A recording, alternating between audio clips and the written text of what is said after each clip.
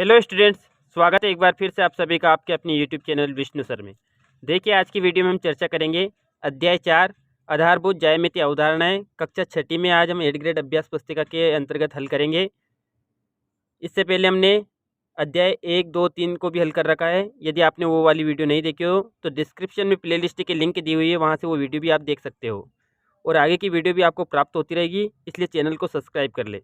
तो आइए video start करते हैं। यहाँ पर देखिए, सबसे पहला प्रश्न दिया हुआ है कि ज्यामिति में एक सूक्ष्म चिन्ह जो कि एक स्थिति निर्धारित करता है उसे कहते हैं।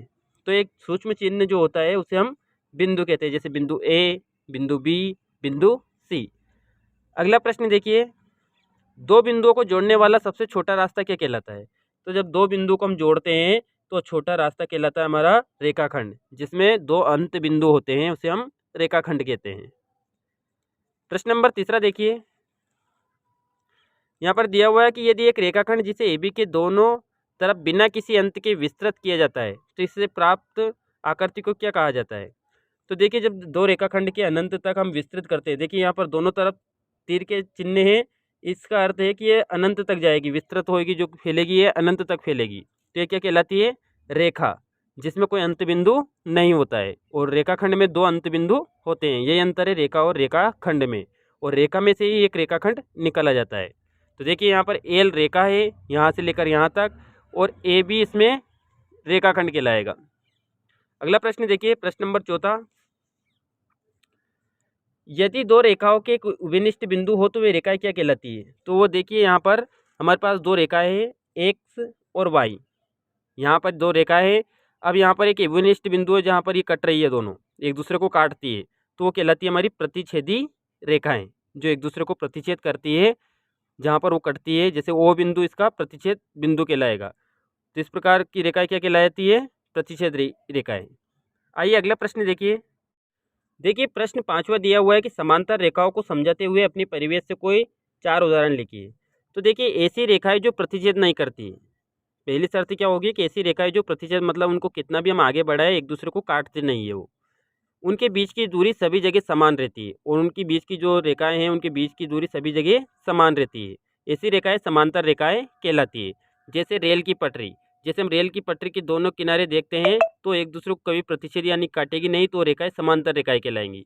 मेज की किनारे, जो हमारी टेबल होती है उसकी किनारे जो होती है वो सभी जगह उनकी दूरी भी समान रहती है आमने सामने की, तो वो भी क्या कहलाएंगी? समांतर रेखाएं। ब्लैक बोर्ड के किनारे, वो भी आमने सामने की जो ब्लैक बोर्ड के किनारे होती है, जो सम्मुख भुजाएं होती है उसकी, वो भी समांतर होती है। और इसी प्रकार स्केल के सम्मुख किनारे, ये सभी क्या कहलाएंगे? समांतर रेखाओं के उदाहरण कहलाएंगे। प्रश्न नंबर 6 देखिए, यहाँ पर दे रखा है किरण किसे कहते हैं, और बा वाला प्रश्न दिया हुआ है कि आकृति में दर्शाए गए किरणों के नाम लिखिए। तो सबसे पहले देखिए, यहाँ पर किरण किसे कहते हैं ये समझते हैं। तो किरण जो होता है, किरण एक बिंदु जिसे प्रारंभिक बिंदु कहते हैं। जैसे मान लीजिए यहाँ ओ है, ओ इसका प्रारंभिक बिंदु जहाँ से ये स्टार्ट होती है, जहाँ से ये निकली है। तो किरण एक बिंदु जिसे प्रारंभिक बिंदु कहते हैं से प्रारंभ होती है और एक दिशा में बिना किसी अंत के विस्तृत होती है, यानी कि एक दूसरी ओर क्या होती है? अनंत तक जाती है। जैसे हमने रेखा का चिन्ह दर्शा रखा है, ये कि इसका मतलब है कि अनंत तक जाएगी। तो यहाँ पर ओ ए क्या कहलाएगी? एक किरण कहलाएगी, जिसका एक प्रारंभिक बिंदु है और अंत बिंदु नहीं होता है, वो अनंत तक जाती है। ऐसे ओ बी, ओ सी, इस प्रकार ये 3 किरणें हो जाएंगी। तो यहाँ पर बा वाले प्रश्न का उत्तर हो जाएगा हमारा ओ ए, ओ बी और ओ सी। आइए अगला प्रश्न देखिए। देखिए, प्रश्न नंबर 7वां दिया हुआ है कि निम्न आकृतियों को खुली या बंद वक्रों के रूप में पहचान कर नीचे बनी तालिका में लिखिए। तो यहाँ पर देखिए, खुली आकृति और बंद आकृति। तो सबसे पहले देखिए, जो भुजाओं जो हमारे वक्र है वो अगर बंद है, चारों ओर से बंद है, तो बंद वक्र कहलाएंगे। और जो अगर खुला है, कहीं ओर से बंद नहीं है, तो वो क्या कहलाएगी? खुली आकृति। जैसे यहाँ पर देखिए, पहला पहला क्या हो जाएगी? खुली, क्योंकि ये बंद नहीं है कहीं से भाई।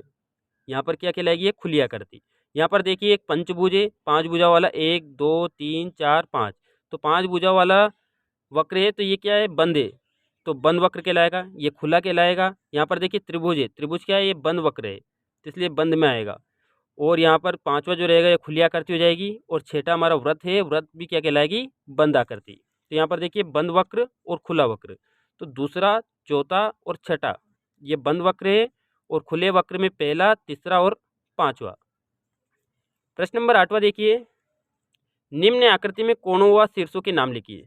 तो देखिए सबसे पहले कोण, जहाँ पर दो भुजाएं का एक उभयनिष्ठ बिंदु होता है वहाँ पर क्या बनता है, कोण बनता है। जैसे यहाँ पर बन रहा है, देखिए यहाँ पर ए पर भी बन रहा है, बिंदु बी पर बन रहा है कोण, बिंदु सी पर बन रहा है, बिंदु डी पर बन रहा है।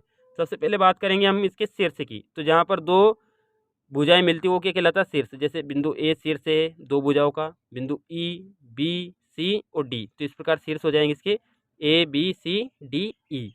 कोण, तो सबसे पहले बात करेंगे हम ए ई डी यानी कि इस वाले कोण की।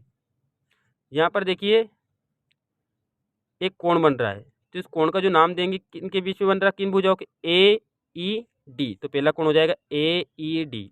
दूसरा इधर देखते हैं हम, यहाँ पर बन रहा है एक कोण, तो इसका नाम हो जाएगा ए बी सी, तो इस प्रकार इस कोण दूसरे कोण का नाम हो जाएगा ए बी सी। फिर देखिए यहाँ पर बन रहा है एक कोण, तो इसका नाम दे देंगे हम ए सी डी।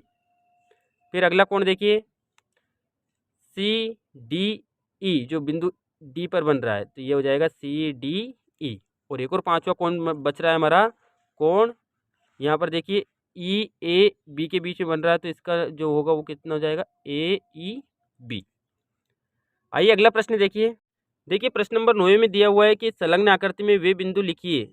यहाँ पर देखिए आकृति दी हुई है, जो डी कोण डी ओ ई के अभ्यंतर में, अभ्यंतर का मतलब अंदर स्थित हो, तो कोण डी ई देखेंगे हम, तो यहाँ पर डी ओ ई। अब इसके अंदर, इस कोण के अंदर कौन सा बिंदु स्थित है, तो यहाँ पर बिंदु ए स्थित है, तो पहले का उत्तर हो जाएगा ए। दूसरा दिया हुआ है ई कोण ई ओ एफ के बहिर्भाग में, तो कोण ई ओ एफ के बहिर्भाग मतलब बाहर, तो ई ओ एफ के बाहर कौन सा बिंदु है, सी है डी है और ए है, तो हमारा बिंदु हो जाएगा ए सी डी, तो बी का आंसर हो जाएगा ए सी डी। सी वाला दिया हुआ है कि यहाँ पर कोण ई ओ एफ पर, तो कोण ई ओ एफ पर स्थित है, तो देखिए कौन कौन से बिंदु हो जाएंगे, ई हो जाएगा, बी हो जाएगा, ओ हो जाएगा और एक एफ हो जाएगा। तो इस प्रकार सी का आंसर हो जाएगा ई बी ओ एफ। अंतिम प्रश्न देखिए 10वां प्रश्न, निम्नलिखित में से प्रत्येक के लिए एक रफ आकृति बनाइए और उचित रूप से नामांकित कीजिए। यहाँ पर सबसे पहले बनाना हमें बिंदु पी, एक रेखाखंड बनाना है ए बी पर स्थित है। तो देखिए सबसे पहले एक रेखाखंड बनाया हमने ए बी, जिसके दो अंत्य बिंदु होते हैं वो कहलाता है रेखाखंड, तो ए बी एक रेखाखंड है, इसमें बिंदु पी स्थित है। फिर देखिए यहाँ पर बा वाली आकृति बनानी है हमें, एक्स वाई और पी क्यू बिंदु एम पर प्रतिच्छेद करते हैं। तो यहाँ पर देखिए दो रेखाएं हमारे पास एक्स वाई और पी क्यू, कौन से बिंदु पर प्रतिच्छेद काट रहे हैं, ये प्रतिच्छेद कर रहे हैं यानी काट रहे थे बिंदु एम पर। सा वाला देखिए रेखा एल में ई और एफ स्थित है परंतु डी स्थित नहीं है, तो हमने देखिए यहाँ पर एक रेखा बनाई है एल, इस पर ई और एफ स्थित है और डी स्थित नहीं है। और लास्ट क्या करती है दा वाला, यहाँ पर हमें दा वाले में क्या करना है, ओ पी और ओ क्यू बिंदु ओ पर मिलती है। तो देखिए यहाँ पर दो किरणें हैं, यहाँ पर ओ पर मिलती है कौन सी, ओ पी और ओ क्यू, तो इस प्रकार हम ये चारों चित्र बना लेंगे जो रफ आकृति है हमारी।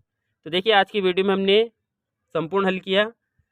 वीडियो अगर अच्छी लगी हो तो लाइक करें, चैनल को सब्सक्राइब कर लें जिससे आगे की वीडियो भी आप तक पहुँचती रहे। Thank you.